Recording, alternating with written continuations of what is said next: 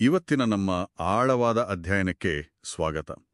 ನಾವಿವತ್ತು ಒಂದು ಆ, ತುಂಬ ಮುಖ್ಯವಾದ ವಿಷಯದ ಬಗ್ಗೆ ಮಾತಾಡ್ತಾ ಇದ್ದೀವಿ.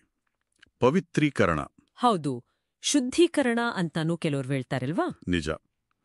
ಇದಕ್ಕಾಗಿ ನಾವು ಲೇವಿಕಾಂಡ ಅಧ್ಯಾಯ 20 ವಚನ 7 ಮತ್ತು 8 ಅದನ್ನ ನೋಡ್ತಾ ಇದ್ದೀವಿ. ಅದರ ಜೊತೆಗೆ ಒಂದು ವ್ಯಾಖ್ಯಾನ ಕೂಡ ಇದೆ. ಆ ವ್ಯಾಖ್ಯಾನ ಈ ವಚನಗಳಿಗೆ ಹೇಗೆ ಅಂದ್ರೆ ಒಂದು ಹೊಸ ಅರ್ಥವನ್ನೇ ಕೊಡುತ್ತೆ. ಅದೇ ನಮ್ಮ ಇವತ್ತಿನ ಗುರಿ ಏನಂದ್ರೆ, ಈ ಮೂಲಗಳ ಆಧಾರದ ಮೇಲೆ ಪವಿತ್ರೀಕರಣ ಅಂದ್ರೆ ಏನು, ಅದು ಹೇಗಾಗುತ್ತೆ, ವಿಶೇಷವಾಗಿ ಅದರ 2 ಮುಖಗಳನ್ನ ಅಂದ್ರೆ ದ್ವಂದ್ವ ಸ್ವರೂಪವನ್ನ ಅರ್ಥ ಮಾಡ್ಕೊಳ್ಳೋದು. ಸರಿ, ಹಾಗಿದ್ರೆ ನೇರವಾಗಿ ವಿಷಯಕ್ಕೆ ಬರೋಣ. ಆ ಲೇವಿಕಾಂಡದ ವಚನಗಳು ಹೀಗೆ ಹೇಳುತ್ತೆ ನೋಡಿ: ಆದದರಿಂದ ನೀವು ನಿಮ್ಮನ್ನು ಶುದ್ಧಪಡಿಸಿಕೊಂಡು ಪರಿಶುದ್ಧರಾಗಿರಬೇಕು, ಯಾಕಂದರೆ ನಾನೇ ನಿಮ್ಮ ದೇವರಾದ ಯೆಹೋವನು. ಮುಂದುವರೆದು, ನೀವು ನನ್ನ ನಿಯಮಗಳನ್ನು ಕೈಕೊಂಡು ಅವುಗಳ ಪ್ರಕಾರ ಮಾಡಬೇಕು, ನಿಮ್ಮನ್ನು ಪರಿಶುದ್ಧ ಮಾಡುವ ಯೆಹೋವನು ನಾನೇ ಅಂತ. ಇಲ್ಲಿ ಸ್ಪಷ್ಟವಾಗಿ 2 ಭಾಗ ಇದೆ ಅನ್ಸುತ್ತೆ ಅಲ್ವಾ? ಖಂಡಿತವಾಗಿಯೂ. ಮೊದಲ ಭಾಗ ನೀವು ನಿಮ್ಮನ್ನು ಶುದ್ಧಪಡಿಸಿಕೊಳ್ಳಿ ಅಂತ ಇದೆಯಲ್ಲ, ಅದು ನಮ್ಮ ಜವಾಬ್ದಾರಿ ಕಡೆಗೆ ಬೆರಳು ಮಾಡುತ್ತೆ. ಹೌದು. ಆದ್ರೆ ನಾವು ನೋಡ್ತಿರೋ ವ್ಯಾಖ್ಯಾನ ಏನನ್ನುತ್ತೆ ಅಂದ್ರೆ, ಇದು ಕೇವಲ ಹೊರಗಿನ ಶುದ್ಧತೆಯಲ್ಲ, ಅದು ಆಕ್ಚುಲಿ ಸಂಪೂರ್ಣ ಸಮರ್ಪಣೆ, ನಮ್ಮನ್ನ ನಾವೇ ಪೂರ್ತಿಯಾಗಿ ದೇವರಿಗೊಪ್ಸಿಕೊಡೋದು. ಓ, ಸಂಪೂರ್ಣ ಸಮರ್ಪಣೆ. ಇದೊಂದು ದೊಡ್ಡ ಮಾತಲ್ವಾ? ಇದು ಬರೀ ಒಂದ್ಸಲ ಮಾಡುವ ನಿರ್ಧಾರನಾ, ಅಥವಾ ಇದು ನಿರಂತರವಾಗಿ ಮಾಡಬೇಕಾದ? ಆ ವ್ಯಾಖ್ಯಾನ ಏನಾದರೂ ಹೇಳುತ್ತಾ ಇದು ಬಗ್ಗೆ? ಅದು ಒಳ್ಳೆ ಪ್ರಶ್ನೆ. ಆ ವ್ಯಾಖ್ಯಾನದ ಒಟ್ಟಾರೆ ಧ್ವನಿ ನೋಡಿದ್ರೆ ಇದೊಂದು ಬರೀ ಒಂದು ಸಲದ ನಿರ್ಧಾರಕ್ಕಿಂತ ಹೆಚ್ಚಾಗಿ ಒಂದು ಮನಸ್ಥಿತಿ, ಒಂದು ಬದ್ಧತೆ ಅಂತ ಅನ್ಸುತ್ತೆ. ನಮ್ಮನ್ನ ದೇವರಿಗಾಗಿ ಪ್ರತ್ಯೇಕಿಸಿಕೊಳ್ಳೋದು ಅಂದ್ರೆ ನಮ್ಮ ಜೀವನದ ಪ್ರತಿಯೊಂದು ವಿಷಯವನ್ನು ಆತನ ಚಿತ್ತಕ್ಕೆ ಅನುಸಾರವಾಗಿ ಇಟ್ಕೊಳ್ಳೋಕೆ ಸಿದ್ಧ ಇರೋದು. ಇದೊಂದು ಆಕ್ಟಿವ್ ಆದ, ಕಂಟಿನ್ಯೂಸ್ ಆದ ಪ್ರೋಸೆಸ್ ಇದ್ದಾಗೆ. ಸರಿ. ಹಾಗಾದ್ರೆ ನಾವು ಈ ರೀತಿ ನಮ್ಮನ್ನು ಸಮರ್ಪಿಸಿಕೊಂಡಾಗ, ಅಂದ್ರೆ ಪ್ರತ್ಯೇಕಿಸಿಕೊಂಡಾಗ, ಆಮೇಲೆ ಏನಾಗತ್ತೆ? ವಚನದ 2ನೇ ಭಾಗ, ನಿಮ್ಮನ್ನು ಪರಿಶುದ್ಧ ಮಾಡುವ ಯೆಹೋವನು ನಾನೇ, ಅದು ಇಲ್ಲಿಗೆ ಬರುತ್ತಾ? ನಿಖರವಾಗಿ. ನಮ್ಮ ಕಡೆಯಿಂದ ಈ ಸಂಪೂರ್ಣ ಸಮರ್ಪಣೆ ಆದಾಗ ದೇವರು ಅದಕ್ಕೆ ಉತ್ತರ ಕೊಡ್ತಾನೆ. ಆತ ನಮ್ಮನ್ನ ಪವಿತ್ರಗೊಳಿಸ್ತಾನೆ. ಅಂದ್ರೆ ಆತನ ಸೇವೆಗಾಗಿ, ಆತನ ಉದ್ದೇಶಕ್ಕಾಗಿ ನಮ್ಮನ್ನು ಒಪ್ಕೊಂಡು ಪ್ರತ್ಯೇಕಿಸ್ತಾನೆ. ಇದು ಬರೀ ನಮ್ಮ ಪ್ರಯತ್ನದ ಫಲ ಅಲ್ಲ, ನಮ್ಮ ಸಮರ್ಪಣೆಗೆ ದೇವರ ಒಂದು ದೈವಿಕ ಒಪ್ಪಿಗೆ ಮತ್ತು ಆತನ ಕ್ರಿಯೆ ಅದು. ಅಂದ್ರೆ ಇದೊಂದು ರೀತಿ ಪಾರ್ಟ್ನರ್ಶಿಪ್ ಇದ್ದ ಹಾಗೆ ಅಲ್ವಾ?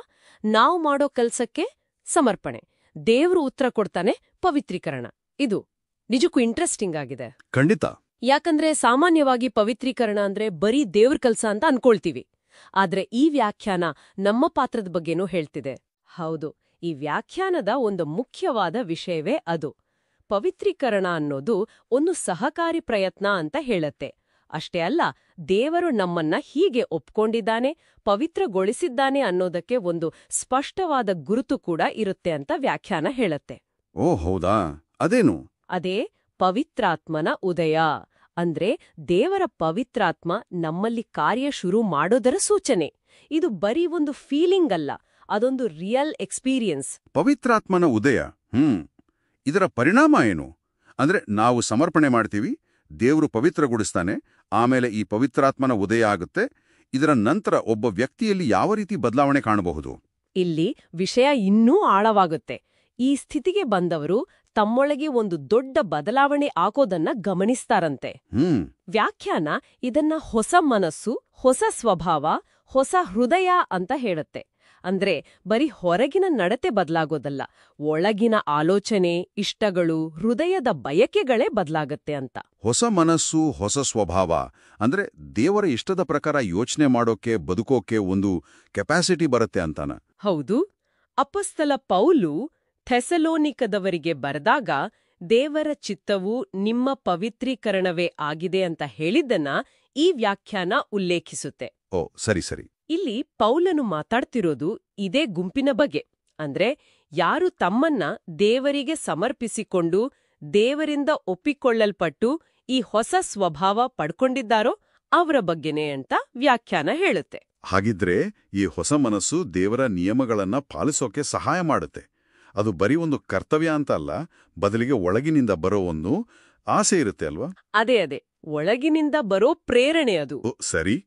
ಹಾಗಾದ್ರೆ ನಾವು ಇವತ್ತು ಚರ್ಚೆ ಮಾಡಿದ ಈ ಆಳವಾದ ಅಧ್ಯಯನದ ಸಾರಾಂಶ ಏನು?